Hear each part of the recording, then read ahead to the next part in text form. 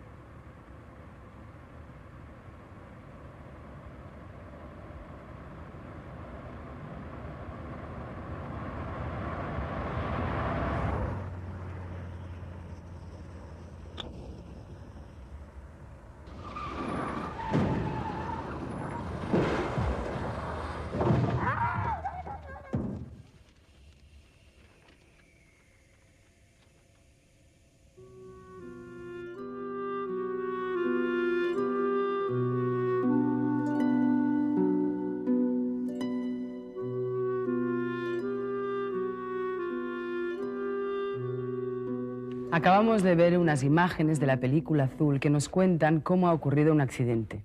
El director no ha recurrido en este caso ni a grandes medios ni efectos especiales. Es más, ni siquiera nos ha mostrado el momento concreto del impacto, pero lo hemos percibido con una gran intensidad.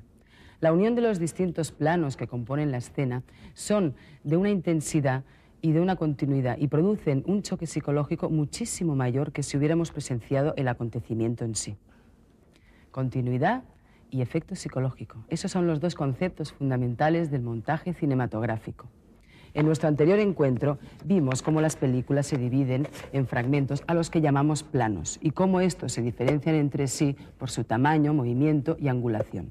Pues bien, hoy vamos a ver cómo esos planos se unen para formar una secuencia y cómo éstas se suceden hasta construir la película. En los primeros tiempos del cine, montar una película era una operación sencilla. Bastaba con pegar los distintos bloques que la componían, uno tras de otro, por el orden en que habían sido filmados.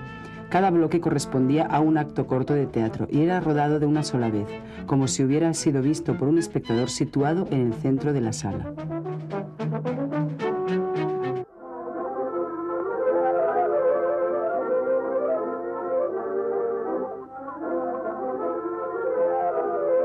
Tan ajeno era el concepto de montaje al cine de los primeros tiempos que Edwin S. Porter, al rodar su película Vida de un bombero en 1903, a pesar de haber filmado la misma acción desde el interior y el exterior de una casa, no intentó mezclar los fragmentos de ambas tomas y se limitó a mostrarlas de forma consecutiva.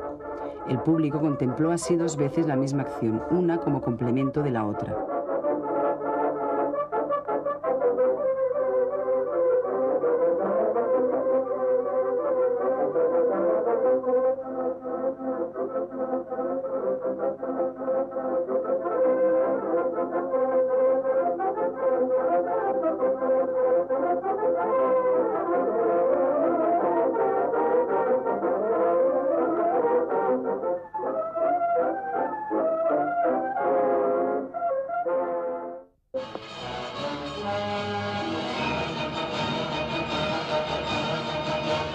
Sin embargo, años después, desarrollada ya la técnica del montaje, se volvió a montar la película, pero alternando las tomas de forma que la acción tomaba una nueva vida por la contraposición de ambos puntos de vista.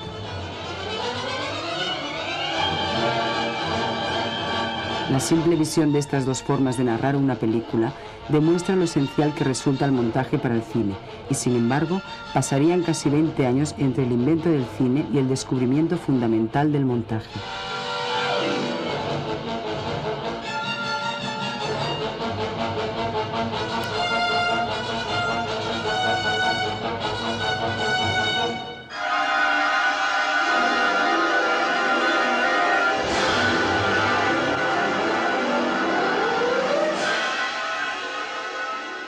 Como vimos en nuestro encuentro anterior, algunos directores comenzaron a utilizar planos de distinto tamaño para captar mejor los detalles de la acción.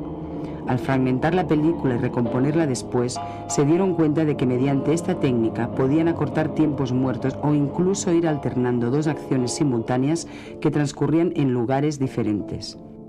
Además, algunos cineastas como Griffith comprendieron inmediatamente que el montaje podía crear efectos nuevos. La utilización de planos progresivamente más breves conseguía, por ejemplo, crear sensación de velocidad. Pero no solo eso.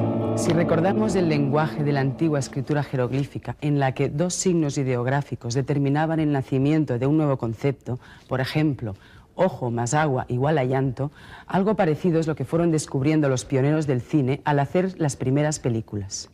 El impulso definitivo le llega al montaje desde la Unión Soviética. Influenciados por la película de Griffith, Intolerancia, los cineastas rusos insistieron sobre las inmensas posibilidades del montaje para crear significados nuevos mediante la yuxtaposición de imágenes. Para demostrarlo, Kuleshov hizo en 1920 el siguiente experimento. Montó el mismo plano del rostro del actor Mosjukin con tres planos diferentes que representaban un plato de sopa humeante, el cadáver de una niña y una mujer tumbada sobre un diván. Al proyectar a los espectadores las tres versiones del montaje, todos estuvieron de acuerdo en que en cada caso el actor expresaba emociones diferentes. El rostro montado con el plato de sopa expresaba con intensidad el hambre. Montado con la niña en el ataúd manifestaba la desolación y el dolor. Y montado con el plano de la mujer, el deseo.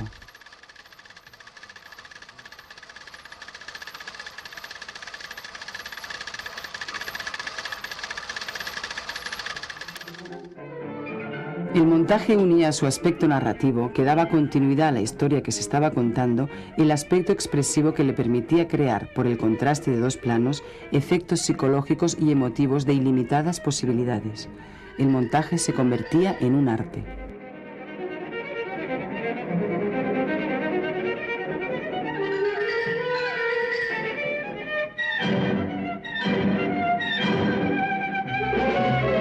Los cineastas rusos aplicaron radicalmente este principio, consiguiendo resultados magníficos, y aunque algunas de sus propuestas puedan parecer hoy excesivamente simplistas, todavía están en la base del lenguaje cinematográfico actual.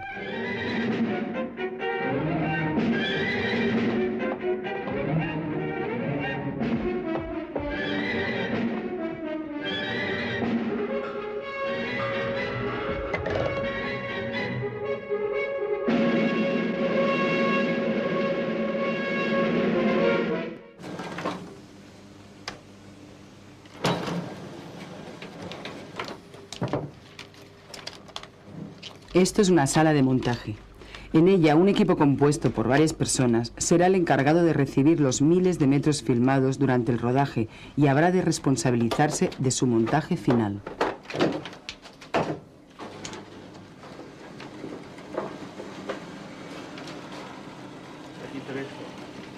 Gracias.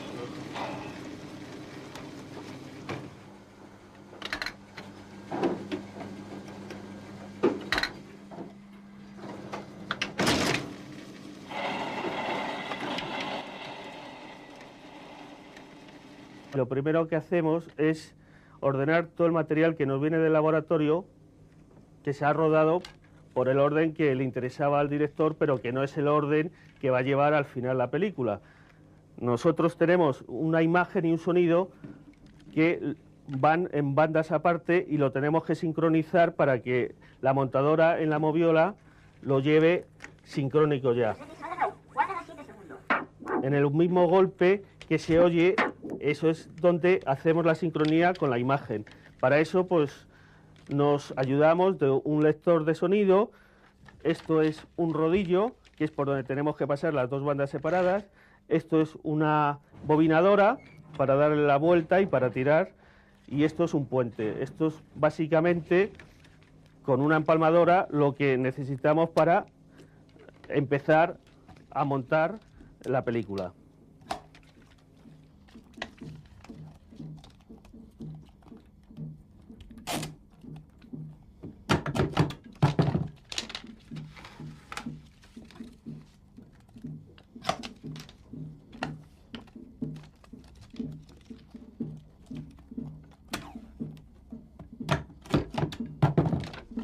Esto es la moviola.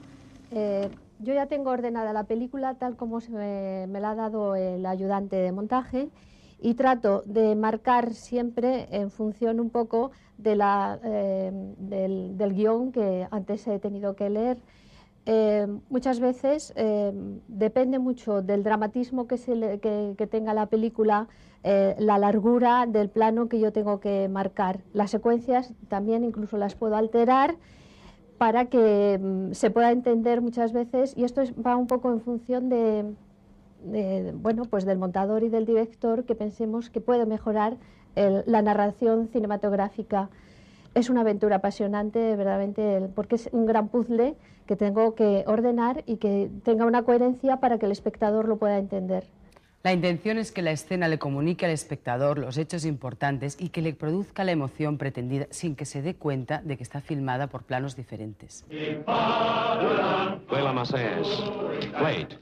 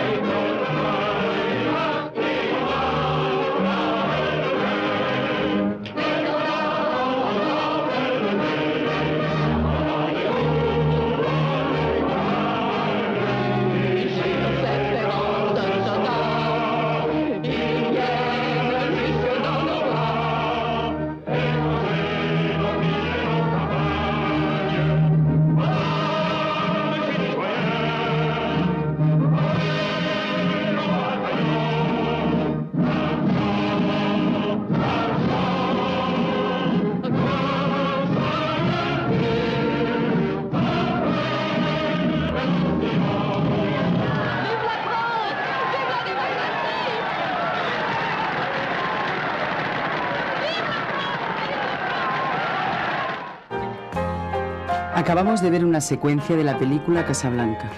Cualquiera de nosotros al verla diría que ha sido filmada de una sola vez, pero sin embargo está rodada en 23 planos diferentes. Su director, Michael Curtiz, ha ido variando el punto de vista de la cámara para centrar así la atención del espectador en los detalles significativos de la acción y poder comunicar los sentimientos de los protagonistas.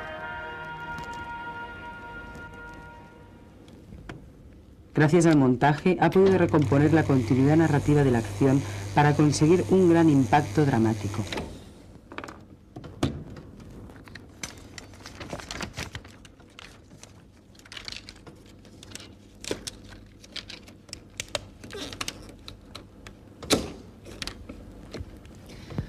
La manera más corriente de establecer el enlace entre un plano y otro se denomina por corte directo.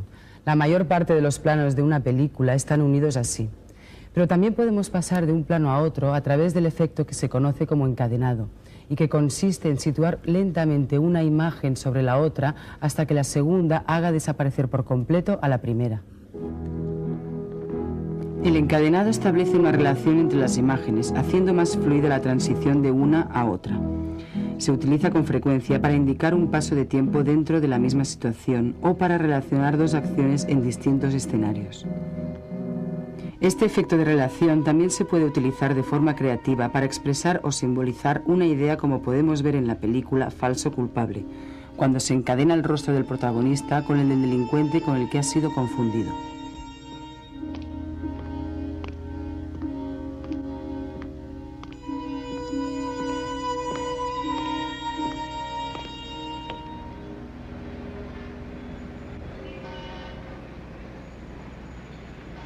En el fundido la imagen se oscurece o va tiñéndose de color hasta desaparecer completamente. Por el mismo procedimiento a la inversa aparece el plano siguiente. Al contrario que el encadenado, el fundido tiene el efecto de establecer una separación. Es como un punto y aparte. Por ello, suele utilizarse para indicar un largo paso de tiempo o el comienzo de una nueva etapa en el desarrollo de la narración. Por supuesto, el fundido se presta también a una utilización expresiva, sirviendo, por ejemplo, para indicar que un personaje ha cortado con su pasado o ha perdido la noción del tiempo. Lo que contiene el Palacio de Xanadu: cuadros, pinturas, estatuas. Mucho menos habituales son una serie de efectos que se conocen en general como cortinillas. Fundamentalmente consisten en la sustitución de una imagen por otra mediante el desplazamiento vertical u horizontal. Suele dar una gran agilidad a los cambios de secuencia, por lo que se suele utilizar en películas de acción. El emperador le detendrá. No tomará el agua de vida. El montaje cumple, como hemos visto, dos funciones fundamentales. La primera, una función narrativa que consiste en organizar y unir los planos para relatar la historia y que ésta llegue de una manera continuada al espectador. Y una función expresiva en la que la contraposición de planos busca crear un efecto psicológico. Yo creo que tenemos que partir de cualquier manera de que una película está previamente escrita en un guión. Entonces, ese guión, que son palabras, tiene una determinada técnica, y es que ya está el guión dividido por lo que luego será la película, por secuencias. Entonces, a la hora de rodar, pues el director en cada una de las secuencias puede decidir que hace un plano máster de toda la secuencia, poniéndolo todo en escena dentro de ese plano máster, donde lo cuenta todo, de un plano secuencia. O puede decidir que va a planificar. Si va a planificar, pues entonces puede hacer mil cosas, pero digamos lo más clásico y así muy brevemente. Pues un plano general de toda la secuencia y planos cortos de los actores que intervienen. Entonces, eso se rueda de esa manera.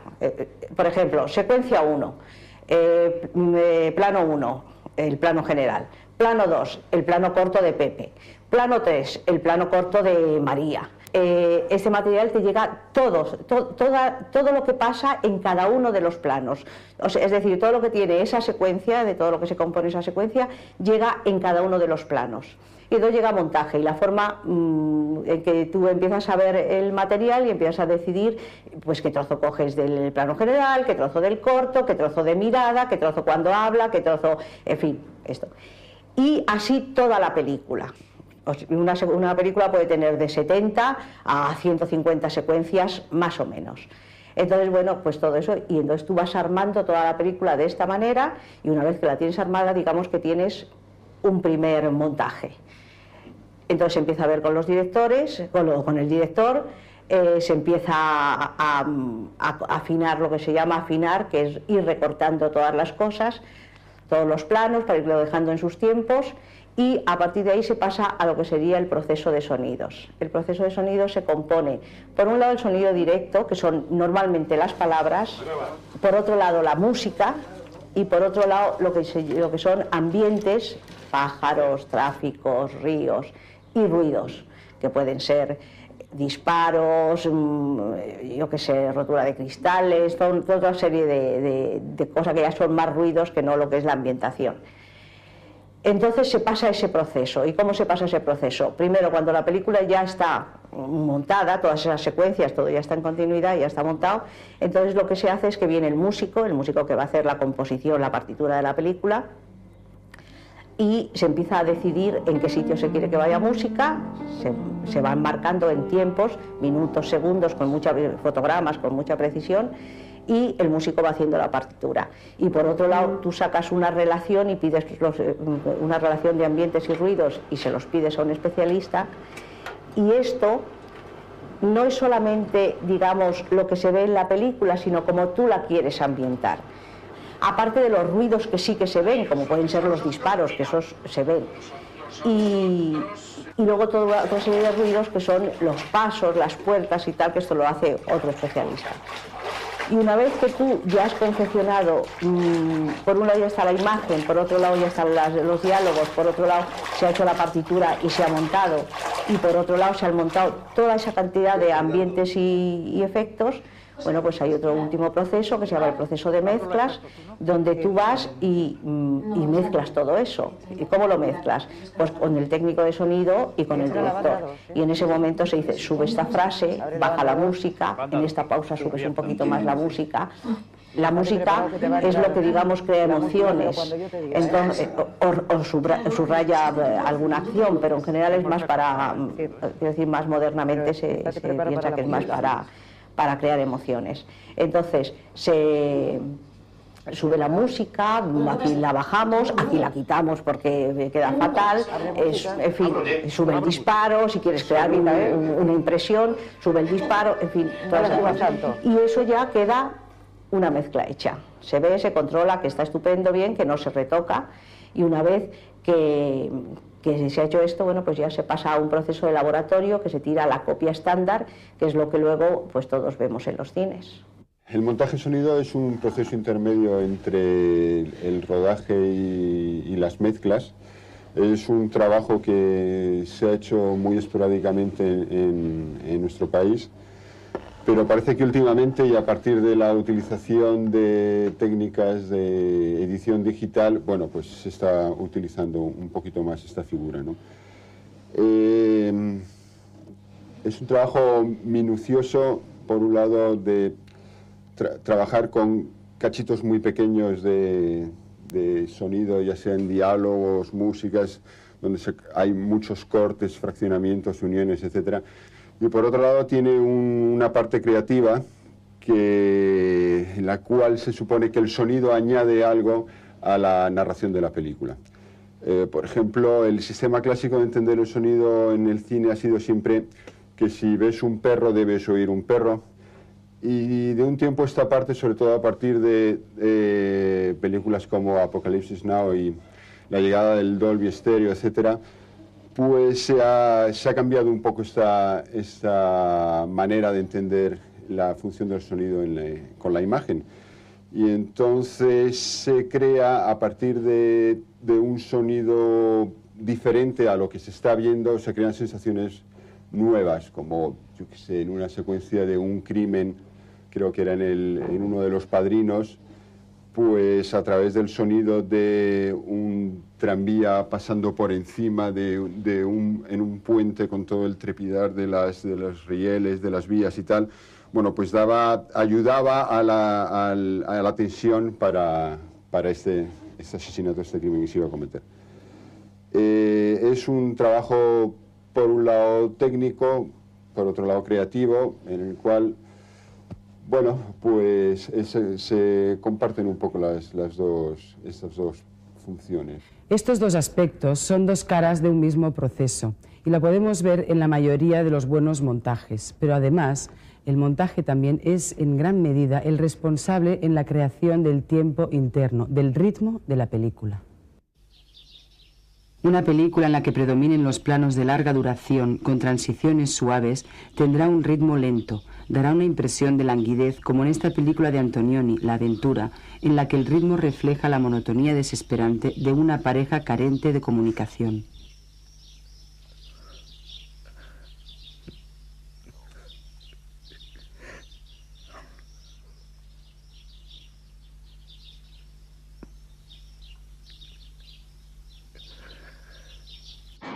Un film donde predominen las tomas cortas con uniones bruscas tendrá un ritmo rápido y ágil. Para mí el ritmo no es que haya muchos planos ni mucha velocidad. Para mí el ritmo, lo mismo en cine que en música, que en literatura, es la adecuación de lo que se está contando a la forma de contarlo. Es decir, yo creo que Bach, por ejemplo, tiene muchísimo ritmo, y que AC/DC puede tener muchísimo ritmo, pero no tiene nada que ver un ritmo con otro. Como digo, para mí lo fundamental en el ritmo es la adecuación de aquella historia que se está contando y la forma en que se cuenta. Por ejemplo, si se está contando una historia intimista, una historia digamos, de pasiones absolutamente interiorizadas, hacer una planificación muy rápida en una secuencia y con planos muy cortos y muy picados, realmente desconcertará al espectador. Es decir, ese tipo de secuencias tiene que tener una planificación más pausada, mucho más lenta y más acorde de eso. Sin embargo, si uno cuenta una secuencia en donde alguien está en una discoteca bailando, hacerla en un plano general lejano pierde absolutamente toda su fuerza. Es decir, para mí el ritmo es la adecuación de esas dos cosas. Muchas veces es en esta fase de la producción cuando se decide la estructura final de la película. Habitualmente una historia se narra de una manera lineal mediante la sucesión de los planos y las secuencias que se desarrollan en orden cronológico. Pero también podemos alterar el orden cronológico de la historia saltando del presente al pasado en lo que en cine se denomina salto atrás o flashback, utilizando el término inglés. Generalmente tiene como función mostrar los antecedentes o el origen de una situación actual.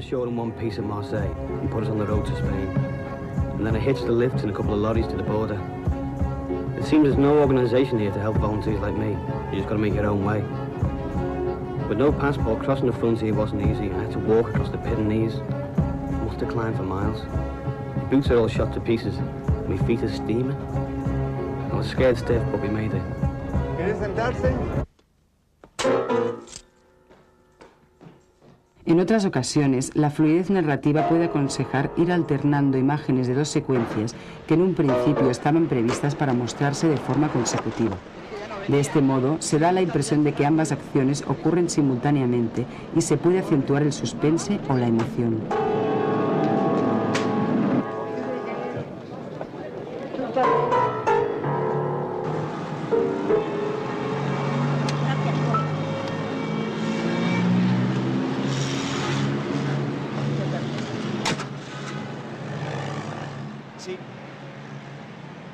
Lo importante del montaje es eso, es la parte del afinado, que es donde le das el ritmo,